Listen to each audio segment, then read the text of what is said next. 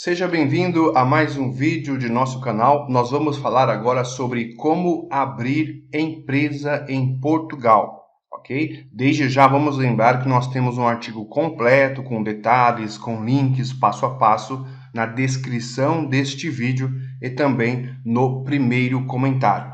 É importante ter esse artigo porque nós vamos falar aqui apenas sobre os principais tópicos de maneira superficial e rápida, para não ficar um vídeo muito extenso, para não ficarmos cansativos. Então, vamos lá. Nós temos aqui, para abrir uma empresa em Portugal, é necessário seguir alguns passos e nós temos esses passos, esses tópicos aqui que nós vamos falar agora. Primeiramente, a escolha do nome da empresa. Será necessário escolher um nome para a empresa, obviamente, e por isso é importante verificar se aquele nome que você está escolhendo, aquele nome que você pretende, já está ou não registrado por uma outra empresa. Se tiver já registrado, você não conseguirá utilizar este nome, tá? Porque se conseguisse, você poderia ter problemas, você pode imaginar. Ok? Antes de registrar uma firma ou uma denominação, então, é preciso pedir um certificado que garanta que você possa usar este nome, tá? Existe um certificado específico, nós vamos detalhar mais esse certificado no link que nós comentamos aqui. O registro comercial. Então, quando a empresa obtiver o registro, ela passará a constar no banco de dados do RNPC, que é o Registro Nacional de Pessoas Coletivas. Em Portugal, nós falamos registro e não registro, como no Brasil, por exemplo. Ok? Após este registro, nós podemos falar registro aqui, ok? Após esse registro, a empresa obterá o número de identificação de pessoa coletiva, o NIPC, tá? Que é essa abreviação de número de identificação de pessoa coletiva. Se nós formos compararmos, por exemplo, com o Brasil, nós temos lá o CNPJ, né? O número que a empresa recebe, aqui é o NIPC.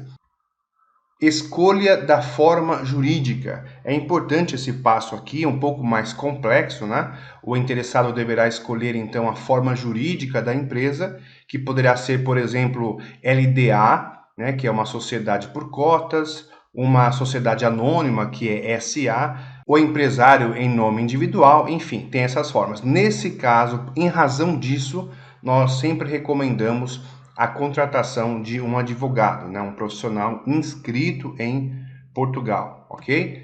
Elaboração dos estatutos é um passo aqui muito importante, é a análise talvez a mais importante para você, tem que se atentar. A maioria das pessoas não quer ler, tem alguma dificuldade, alguma resistência com leitura e acaba então pulando essa parte. Tá? E isso é extremamente importante. Mesmo que você contrate um profissional, um advogado, né, que vai fazer aí o processo para você, que vai abrir a empresa para você, o escritório vai abrir a empresa para você, você tem que saber a estrutura, né, da sua empresa, como será então, como serão esses estatutos, né, que é o conjunto das regras internas e tal.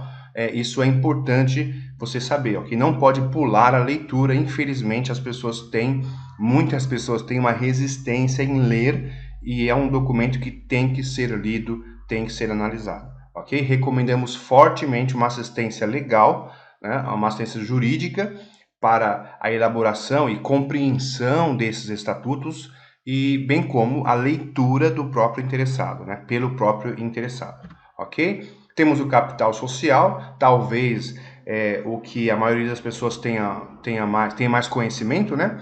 A empresa deverá ter, então, um capital social de acordo com a forma jurídica escolhida, né? E quando nós pensamos em capital social, nós pensamos em conta bancária em Portugal, abertura de conta bancária em Portugal, que falaremos já já. Obtenção de licenças e autorizações quando for o caso, dependendo do setor em que a empresa operar.